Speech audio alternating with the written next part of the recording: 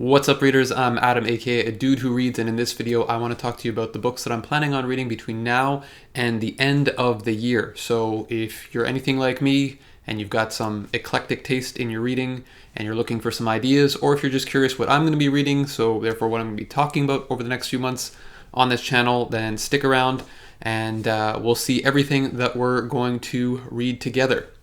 Alright, so for starters, before I get into the list of TBRs, a couple of notes here. So first off, I want to say this right off the bat.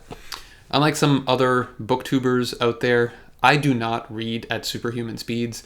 In fact, I read actually pretty slowly. I don't read over 100 books a year. At this point, I'm probably on pace to read maybe 60 books this year.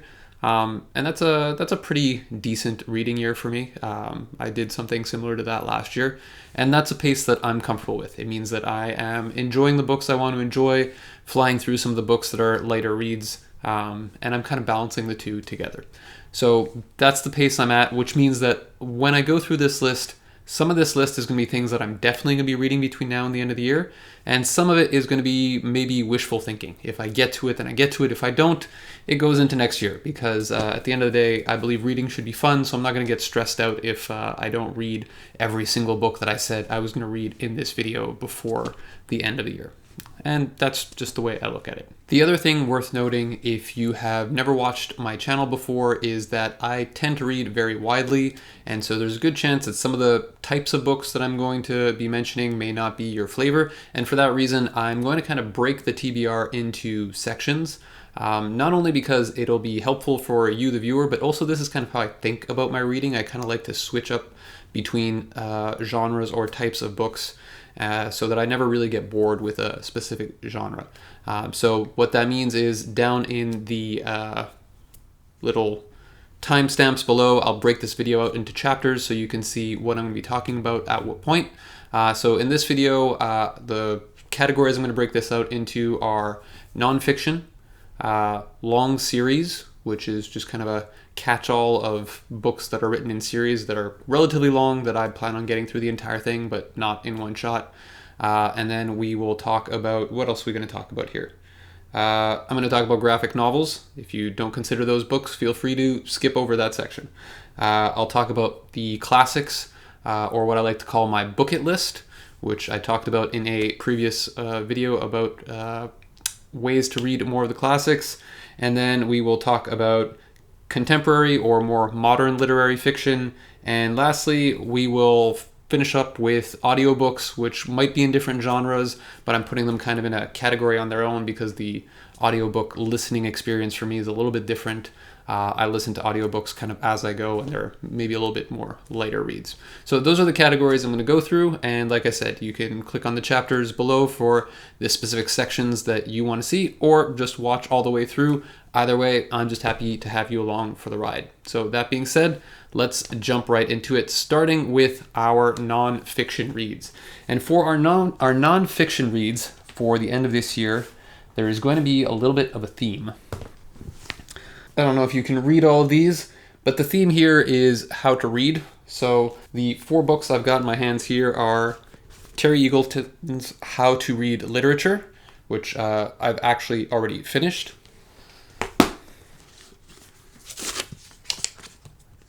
How to Read Literature Like a Professor by Thomas Foster. How to Read a Book by Mortimer Adler, which I've actually already read in the past, but I'm doing a reread of it. And last but not least, How to Read and Why by Harold Bloom.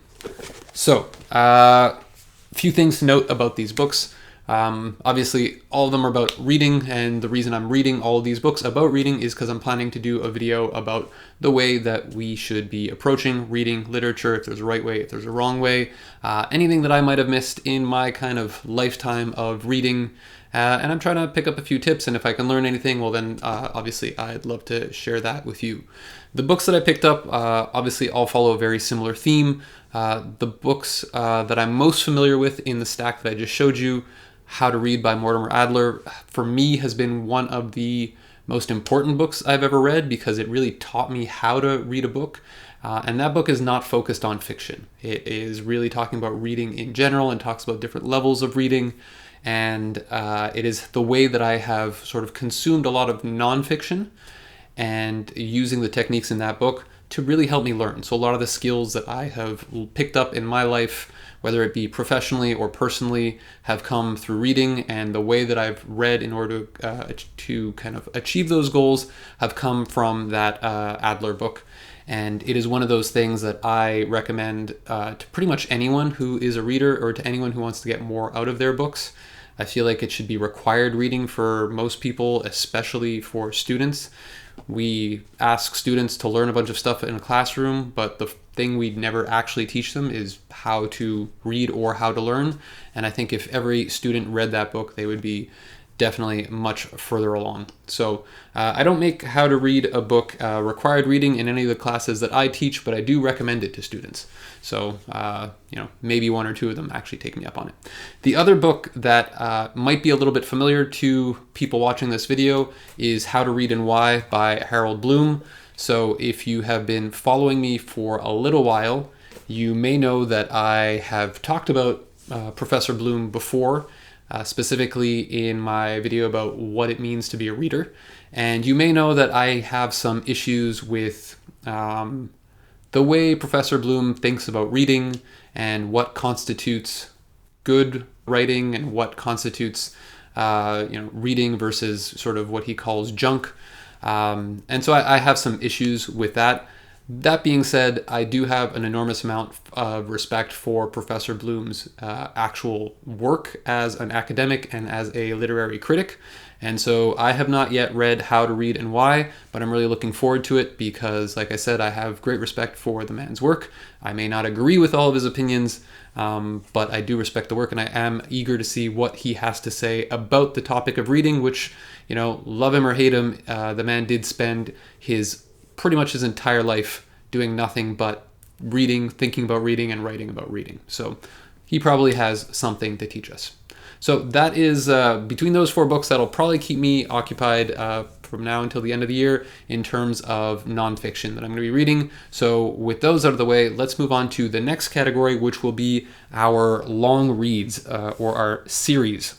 And so the first series that I want to talk about that I am in the process of reading through is Terry Pratchett's Discworld series. And I've got just a few of the Pratchett novels here. You'll notice that they are all from the same edition. It's this new Penguin edition, paperback editions of the Discworld novels. So I have read, I think, somewhere between 10 and 15 Discworld novels to date in my life. And I absolutely love Discworld, and I love Pratchett, but I never really took a systematic approach to reading the Discworld novels. I just picked them up here and there. And so at this point, I'm not even 100% sure which Discworld novels I've read and which ones I still have to read. And so when I saw that Penguin was releasing this new paperback edition of the entire Discworld series, I decided, you know what, I love these novels so much, I'm actually going to go about collecting them all, and my goal is going to be to read through them in order of publication, starting with The Color of Magic, which I read a few months ago, and then on to The Light Fantastic, and then Equal Rights, which was the third book published in the Discworld series, up into now, which the next book I'm going to be reading is Mort, which is the first book in the Death series of books. Or the sub-series within the Discworld series. If you are familiar with Discworld, you know what I mean. If you're not familiar with Discworld, everything I just said probably sounds like gibberish. But what I love about these books is they're beautiful, and when you have them all stacked up on your shelf, they make for a really eye-catching and pleasing look. The print is nice. It's big. They're good quality books. And the other thing that's kind of cool about them is the color schemes of the books. So if you look at these two books, this is Mort and this is Weird Sisters. The color schemes, all of the books in the Death series of Discworld novels are all in this sort of blue color scheme. And all of the books in the Witches series of Discworld novels are all in this green color scheme. So you can see here Equal Rights, which is another book in the Witches series, green. And then here you have Sorcery, The Light Fantastic, and also The Color of Magic. All books in the Wizard series all have this sort of red theme, and then all the other series also have their own kind of color schemes. So, like I said, my goal is to read through this entire series chronologically, and I'm going to be picking up these editions of the books as I go. So Mort is the next one up on my reading list. If I get around to it before the end of the year, I also hope to be able to read Sorcery, spelled Sour-cery. And that is going to be my hope for Terry Pratchett's Discworld series, which, like I said, I've read a bunch of these already. Some of them are going to be rereads for me. Mort, for example, I'm pretty sure I've already read Mort because I know the character and I know the Death character in the Discworld series. So if I haven't read Mort, then I've read one of the other Death novels and I'm getting it confused. But for me, reading Discworld is just so much fun that I don't mind rereading these multiple times. So that's Discworld, and that is what I'm going to be looking at when I talk about the Discworld series. And maybe I'll talk about those, and maybe I'll make a video about the Discworld series at some point in the future. Maybe I won't right now. For me, reading these is just kind of a fun break in between some of the more serious reads that I take up. The next series that I'm going to be talking about is a series that I have already made one video about, and that video was the Gardens of the Moon video, where I did sort of a reading vlog about my impressions reading through Gardens of the Moon, which is book 1 in the Malazan Book of the Fallen series. And Malazan Book of the Fallen, for this series, I chose to buy the complete omnibus edition on Kindle for a couple reasons. The first is the Malazan Book of the Fallen books. Each and every single one of them is just absolutely massive. And so reading those books, at some point, my arms actually get tired. So holding the Kindle and reading through thousands of pages on a Kindle is actually a lot more pleasant of an experience. The second reason that I decided to opt for the Kindle edition is because, unlike the Discworld novels, where I am able to buy every single novel in the same edition and have this nice sort of collection that I'm putting together, I cannot find a single set or series of Discworld novels. And so if I were to buy these Discworld novels, I'd have a whole bunch of mismatched paperbacks, mass market paperbacks, hardcovers, all kind of messing up my bookshelf. And considering I don't own that many books, I like to keep the books that I own to be those that I really, really like. It would be great if I could actually have this series in a single collected set. Right now, I can't find that, and so I decided that I would look for other alternatives. Similarly, one of the other options I would look for if I wasn't going to go out and buy these books is I would look at taking them out from my local library, which is actually what I did with Gardens of the Moon. And so the book that you see in that video is a library loan. Visit libraries, kids. They're a great resource. We have forgotten about them, but they are fantastic. So yeah, normally I would go out and I would take a lot of these books out at the library, but my local library only has about 3 or 4 of the Malazan Book of the Fallen novels out of 10. And then the other library, which I visit, which is sort of a larger regional library, also only has 3 or 4, and some of them overlap. And so I'd be missing a bunch of books anyway, and so I'd have to buy those either secondhand or whatever. So instead, I decided to opt for the Kindle Omnibus Edition, which compiles all of the books into a single massive volume for the cost of $80 Canadian, which is relatively cheap for 10 books, especially books of that size. And so I'm just going to be reading through that edition, and that's why I have got my Kindle here with the complete Malazan Book of the Fallen, and that is going to be the other series I'm going to be working through. So in that series, I'm going to be looking at reading Dead House Gates, absolutely for sure. That is going to happen. And if I can make it through Dead House Gates and through some of the other books on this list, then maybe I will make it through to Memories of Ice before the end of the year, but maybe not. I know that Memories of Ice is the book that sort of the characters follow the characters from Gardens of the Moon, and so it would be nice to revisit those characters again, but I am sort of keen on reading these series in sort of date of publication order or chronological order. I think in both cases, both the Discworld series and Malazan Book of the Fallen publication is relatively chronological in terms of order. So that is why I'm going to be picking up Dead House Gates next. I know that I'm going to be introduced to a whole new cast of characters, and I know I'm going to get my mind stretched, and everyone tells me how complicated this series is. But frankly, after reading the first book in the series, I have no qualms, no worries. I think it's going to be just fine, and I am looking forward to reading Dead House Gates, and I'm sure I'm going to enjoy it just as much as Gardens of the Moon, so really looking forward to that. Yes, the next category up that I want to talk to you about was graphic novels. And so graphic novels, as many of you who watch this channel know, I consider graphic novels just as valid a form of reading or literature as any other reading. Some of my favorite books of all time are graphic novels, and some of my favorite reads of the last year have been graphic novels as well. So between now and the end of the year, what I'm planning on doing is, first off, I'm going to be reading The Fade Out by Ed Brubaker, which is a novel, a graphic novel that was recommended to me by a really good friend of mine, who is the same friend who recommended that I read The Nice House on the Lake, which if you read my Ranking My Summer Reads, or if you saw my Ranking My Summer Reads video, then you know I absolutely adored that graphic novel. And so this friend has done pretty good by me in terms of suggesting various reads, and I'm really looking forward to reading The Fade Out, which is going to be the next thing that I pick up. That being said, I know next to nothing about this graphic novel. I am just taking it on blind faith. After I am done with The Fade Out, I'm going to be embarking on a little bit of a longer reading journey, because I'm going to be picking up the box set of The Sandman, and I'm going to be reading through that, or rereading through that, because I have read The Sandman before by Neil Gaiman.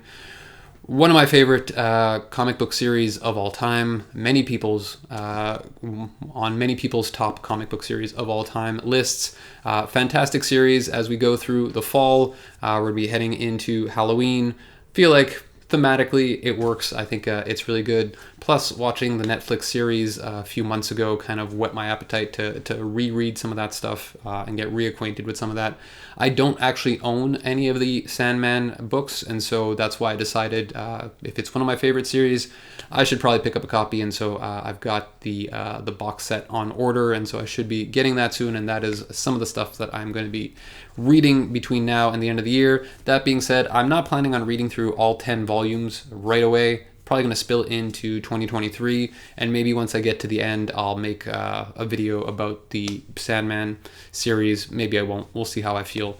But that's the other graphic novels I'm going to be checking out between now and the end of 2023. The next category of books that I am going to be talking about that I plan on reading before the end of the year are books from my Booket list. So for those of you who haven't seen my video about how to read more of the classics, my Booket list is my bucket list for books. So the list of books that I absolutely want to read before that I die.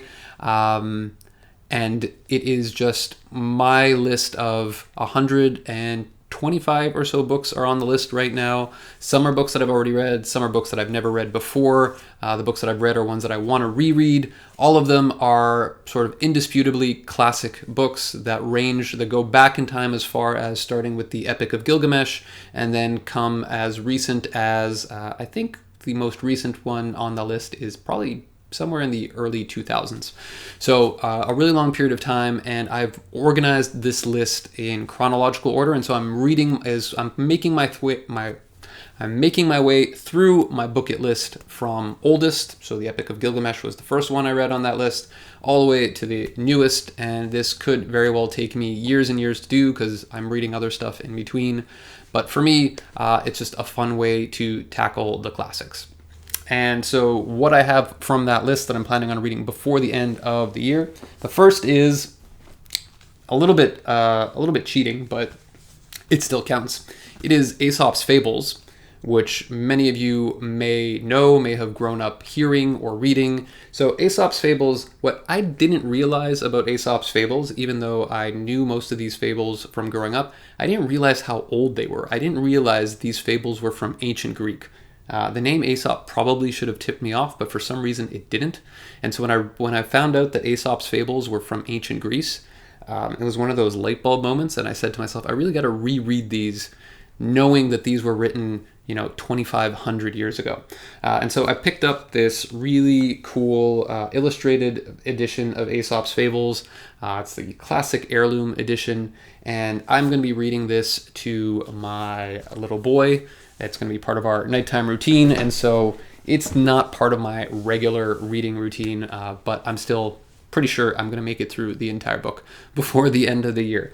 And so it's just a little something that we can do together. And so aside from that, in terms of longer things I'm going to be reading, from relatively the same time period here, I'm going to be reading the three Theban plays. So Sophocles' three Theban plays, which is really hard to say. So that's Antigone, Oedipus the King, and Oedipus at Colonus. And so these plays by Sophocles have influenced a lot of modern literature. Obviously, they influenced Shakespeare quite a bit. A lot of thinking that we have from things like psychoanalysis and Freudian analysis, a lot of that comes from Sophocles. And so I have never read these plays before, and I'm looking forward to giving them a shot. And if time permits, the other classic that I'm looking at squeezing in is Virgil's Aeneid. And so I have never read the Aeneid. I've read passages from the Aeneid, but I have never read it in its entirety. And so this is one of the other classics that I'm looking to hopefully get to before the end of 2023. Okay, so now we are going to talk about some stuff that's a little bit more modern than the classics I just talked about. And we're going to talk about stuff that I'm going to call sort of literary fiction / contemporary fiction, even though you could probably argue the first book on this list is actually a classic, and that book is Lonesome Dove by Larry McMurtry. And so Lonesome Dove is a book that's been on my TBR for a really long time. But when I started this channel and readers started suggesting books to me or recommending books to me or naming books that were in their own top 10, Lonesome Dove was probably the book that was already on my TBR that was recommended the most often by viewers of this channel. And so I said to myself, you know what, I got to take that off the read this at some point in the future part of my TBR and really get to it as soon as possible. And so I'm going to be reading Lonesome Dove before the end of this year. I'm really looking forward to it. Like I said, I wanted to read this for a really long time. The opportunity just never arose. And now with encouragement from all of you out there, it's finally bumped its way up to the top of the list. And so I'm looking forward to reading Lonesome Dove by Larry McMurtry before the end of the year. So the next book that I am going to be reading in the literary fiction category, if you will, is Haruki Murakami's Killing Commendatore. So Killing Commendatore is his most recent novel that I have not yet read. I think I've read all of his other novels, and so I'm sticking to my sort of completionist mentality when it comes to Haruki Murakami. He is one of my favorite living authors. I enjoy the way he builds his stories, the sort of dreamlike quality, the way he gets into his protagonist's head and sort of gives you a view into the way a person might be thinking and gives you a slice of their life, even though it has to be said, Haruki Murakami's protagonists are not the most well-adjusted, most normal people in the world. But I think if they were, then maybe his writing would not be nearly as interesting as it is. And so I've actually already started Killing Commendatore. I'm actually going to talk about this book a little bit once I have read through it. For now, what I can say from the first few hundred pages that I've read, it's long, it's like 700 pages. What I can see right now is if you are a Murakami fan, you will probably really like Killing Commendatore. If you are not a Murakami fan, there's a really good chance you will not like this book. And so this is not going to be the book that converts you into a Murakami fan, because it is pretty classic Murakami. And it is also a little bit self-indulgent. It is also a little bit self-indulgent at close to 700 pages long. So I, as a Murakami fan, I'm really enjoying this. I'm not sure I would necessarily recommend this to someone as their first foray into Murakami, or give it to someone who's not a Murakami fan and say this is going to change your mind. But we'll see when I get to the end of the book. The other book in this list of contemporary or literary fiction is going to be one that was suggested again from viewers of this channel, and it comes from when I spoke about Haruki Murakami in a previous video. In the comments of that video, I had quite a few people predictably take issue with my naming Murakami as one of my favorite authors. But I also had some people who gave me some really solid recommendations, one of which was to read something by Mieko Kawakami, who is another Japanese author who is really, really well known in Japan and is probably one of the most popular contemporary Japanese authors in the West, North America specifically.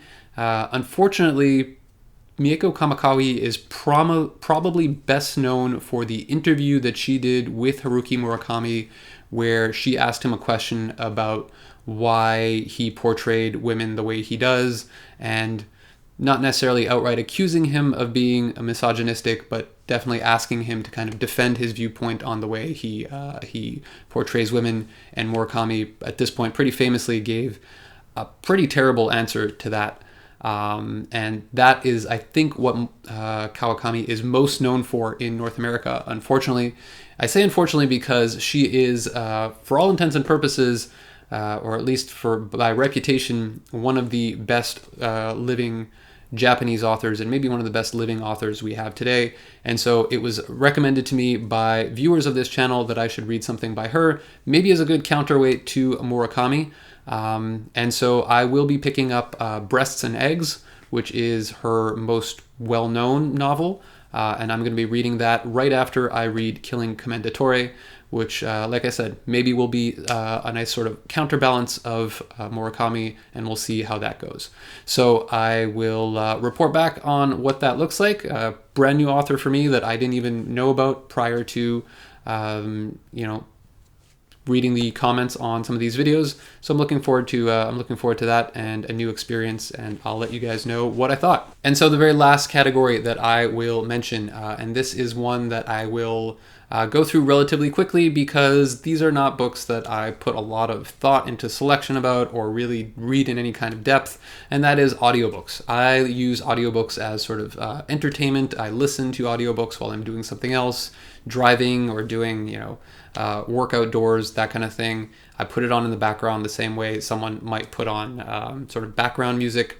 And right now there's two audiobooks that I have sort of on the go, and they are the short fiction in the Expanse series universe. They are sort of short stories or novellas written by James S.A. Corey, so the pen name of the two authors of The Expanse, and they kind of fit in between the different novels in the Expanse series, and I've really enjoyed those. It's sort of a nice way to get more in-depth with that series. And the other audiobooks that I am looking at right now, or listening to right now, because they're audiobooks, is the Dresden Files. So the Dresden Files, super long series of books by Jim Butcher. They've been around for a really long time. Obviously, I'm late to this party. Fantasy, urban fantasy, a wizard who's a sort of private investigator. And so I'm listening to those books on audio. Again, not the kind of books that require an enormous amount of intellectual capacity or a lot of hard thinking. They're just good, fun reads. And so for me, listening to these on audio while I'm doing some other sort of manual task or something is just a fantastic way to go about that. And so far from what I've read or what I've listened to with the Dresden Files, it's fun. Again, I don't think these are books that I would necessarily pick up and read, but I've heard good things about the series, and I've also heard that the longer you go in the series, the better it gets. And so I'm looking forward to seeing what that looks like. And so the last thing I will talk about in audiobooks before I close this off is I will mention that most of the audiobooks I'm listening to these days, I'm actually listening to on the Libby app, which is new to me. The Libby app is the app from Overdrive, which allows you to take ebooks and audiobooks out from your local library. And that's actually the way that I've been listening to a lot of my audiobooks. And so audiobooks, which can be quite pricey if you are buying them individually, or they come with a subscription if you're doing the Audible thing, and then you only get 1 credit a month. If you are consuming a lot of audiobooks and it's weighing down on your pocket, I really suggest checking out Libby. There are my regional library, which I have a library card with, has a great selection of books. My local library isn't on Libby, unfortunately. So if you can get access to a library that is on Libby, check it out. I've been really impressed. It's been a great way for me to listen to a bunch of audiobooks without necessarily breaking the bank. So check that out. So that's it. That is my list of books that I'm planning on reading between now and the end of the year. Yes, again, the list is a little bit all over the place, but that's just the way I like to read. But what are you planning on reading this fall? Are there any books that you really are looking forward to getting to before the end of the year? Are there any of the books that I mentioned in this video that you would like me specifically to go into a deep dive on that you would love a full review about? If so, let me know. Drop me a note down in the comments. Let me know what you're reading. And until next time, gang, have fun reading. Cheers.